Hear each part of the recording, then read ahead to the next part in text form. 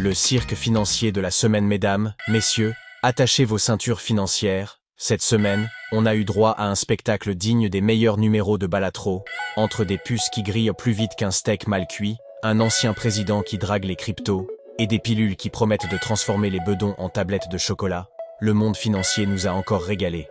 Lundi, Nvidia, le barbecue high-tech. Nvidia, c'est un peu le MacGyver de la tech. Quand ces racks de serveurs commencent à chauffer, ils appellent ça un ajustement normal. Traduction: on a mis le feu, mais pas de panique. Avec 81% de croissance, c'est comme un chef qui brûle légèrement ses frites mais sort quand même un menu étoilé. Leur part de marché IA à 66%, c'est le genre de chiffre qui fait pleurer les concurrents dans leur salade. Mardi, Trump, Bitcoin et le grand cirque.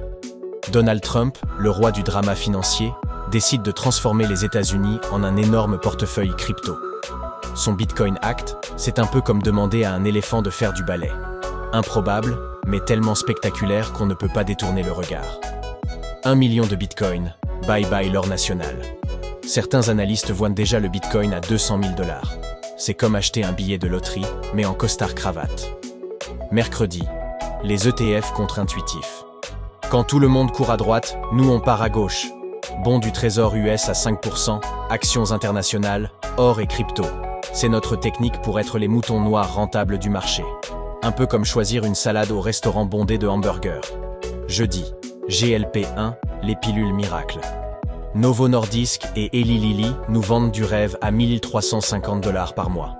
Perdre du poids sans effort, c'est possible. C'est comme un abonnement à la salle de sport, mais tu restes confortablement assis sur ton canapé. Le marché des GLP-1 vise 105 milliards. Ils sont en train de transformer l'obésité en or liquide. Votre portefeuille et votre ligne, enfin, réconciliés. Vendredi, Snowflake, entre rêve et mirage. Snowflake explose avec plus 33%, laissant Buffett perplexe. C'est comme une Ferrari financière. Ça brille, ça va vite, mais le prix risque de vous donner le tournis. Avec des revenus à 942 millions et un ratio cours-bénéfice à 202x, c'est le genre d'investissement qui fait transpirer les comptables. Conclusion. Une semaine où la finance ressemble plus à un stand-up comédie qu'à un long fleuve tranquille. Entre les puces qui grillent, les cryptos présidentielles et les pilules miracles, on peut dire que le marché a plus d'humour que nos banquiers.